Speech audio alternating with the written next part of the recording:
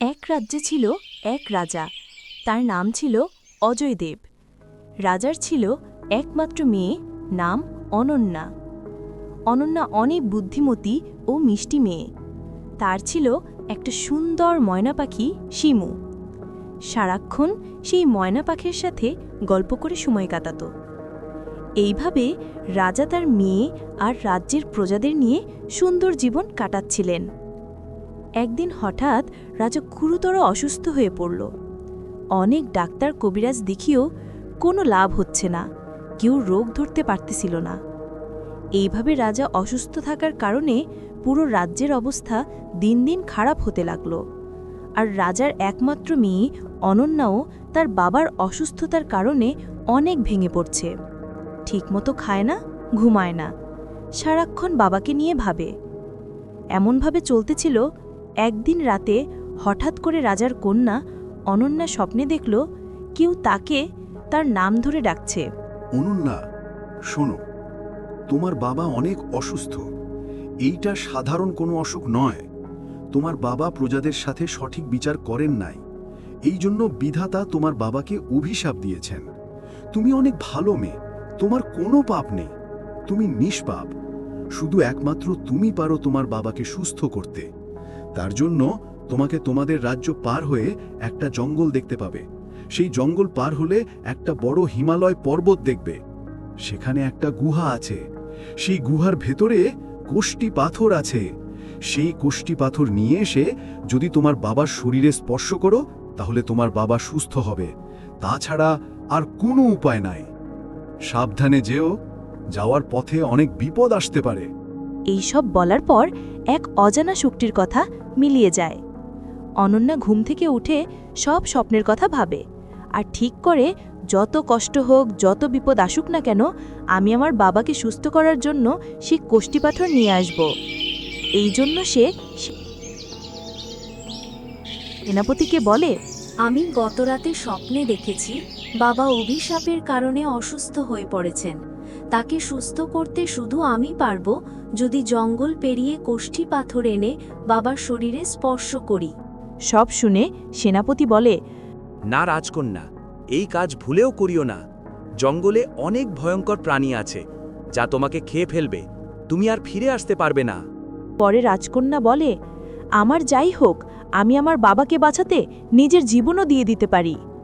এরপর সেনাপতিকে রাজ্য দেখতে বলে রাজকন্যা তার প্রিয় পাখি শিমুকে নিয়ে রাজমহল থেকে বেরিয়ে পড়ল। রাজমহলের গেট থেকে বের হয়ে সোজা সে জঙ্গলের দিকে যেতে শুরু করল। এভাবে জঙ্গলের মধ্যে দিয়ে হাঁটতেছিল। চারদিকে নীরবতা। রাজকন্যা একটু একটু ভয় পাইতেছিল আর তার পাখি শিমুর সাথে কথা বলতেছিল। হঠাৎ তার সামনে এক হিংস্র সিংহ এসে পথ আটকিয়ে ধরে বলল, অনেক দিন ধরে মানুষের মাংস খাই না। এই জঙ্গল কোনো মানুষ আসে না। আজ তোকে পেয়েছি, তোর মাংস মজা করে খাবো। এখন রাজকন্যা ভয় ভয় বলল, আমাকে খেও না সিংহ মামা, আমার বাবা অনেক বেশি অসুস্থ, পুরো রাজ্য অচল হয়ে পড়ছে। আমার বাবাকে সুস্থ করতে এই জঙ্গল পাড়ি দিয়ে হিমালয় থেকে কোষ্ঠী পাথর নিয়ে আসতে হবে। দয়া করে আমাকে খেও না। আমি এসব কথা কিছু শুনতে চাই না। তোর বাবা মরবে তো আমার কি? আমার খিদে লাগছে, আমি তোকে খাবো। তখন পাশের গাছের আড়াল থেকে হাতি সব শুনছিল। রাজকন্যা বিপদে পড়তে দেখে হাতি আস্তে আস্তে গিয়ে সিংহের সামনে বলল, এই সিংহ, তুই রাজকন্যাকে ছেড়ে দে। আমি সব শুনেছি, ওর বাবা অনেক অসুস্থ। ওকে কোষ্ঠী পাথর নিয়ে যেতে দে। ওকে খেতে আসলে আমি আমার সুর দিয়ে তোকে ধরে দিব। ঢিল তোর হাত পা সব ভেঙে যাবে। সব শুনে সিংহ বুঝল হাতির সাথে পারা যাবে না। সে দৌড় দিয়ে পালালো। এইদিকে রাজকন্যা খুশি হলো আর হাতিকে ধন্যবাদ দিয়ে কোষ্ঠী পাথর আনার উদ্দেশ্যে চলতে লাগল। এইভাবে চলতে চলতে সে জঙ্গল পার হয়ে হিমালয়ে পৌঁছে গেল। সেখানে সে দেখতে পেল একটি গুহা। গুহার ভিতর ঢুকে কোষ্ঠী পাথর খুঁজতে লাগল। ওই সময় হঠাৎ এক সন্ন্যাসী বাবা দৃশ্যমান হয়ে বলল, কে তুই মা? এখানে কেন আসছিস? রাজকন্যা বলল, সন্ন্যাসী বাবা, আমি অনন্যা। আমার বাবা অনেক বেশি অসুস্থ। অনেক ডাক্তার কবিরাজ দেখিয়েছি, কিছুতে বাবা সুস্থ হচ্ছেন না। আমি গতকাল রাতে স্বপ্নে দেখেছি এখান থেকে কোষ্ঠী পাথর নিয়ে বাবার শরীরে স্পর্শ করলে বাবা সুস্থ হবেন। তখন সন্ন্যাসী বলল, বুঝতে পারছি, তবে এইভাবে এখান থেকে কোষ্ঠী পাথর নিয়ে যেতে পারবি না মা, তার জন্য তোকে পরীক্ষা দিতে হবে। রাজকন্যা বলল, কি পরীক্ষা?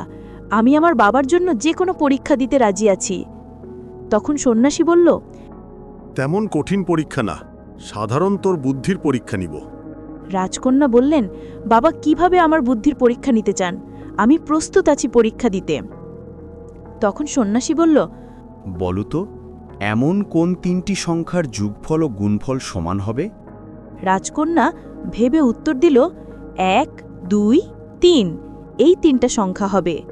রাজকন্যা অনেক বুদ্ধিমান থাকার কারণে সে সহজে উত্তর দিতে পেরেছে। সন্ন্যাসী রাজকন্যার সঠিক উত্তর শুনে অনেক খুশি হলেন আর কোষ্ঠী পাথর রাজকন্যাকে দিলেন। রাজকন্যা সন্ন্যাসী বাবাকে ধন্যবাদ জানিয়ে কোষ্ঠী পাথর নিয়ে রাজমহলে ফিরে আসলো। তারপর রাজার শরীরে কোষ্ঠী পাথর স্পর্শ করে সঙ্গে সঙ্গে রাজা সুস্থ হয়ে উঠে বসে পড়েন।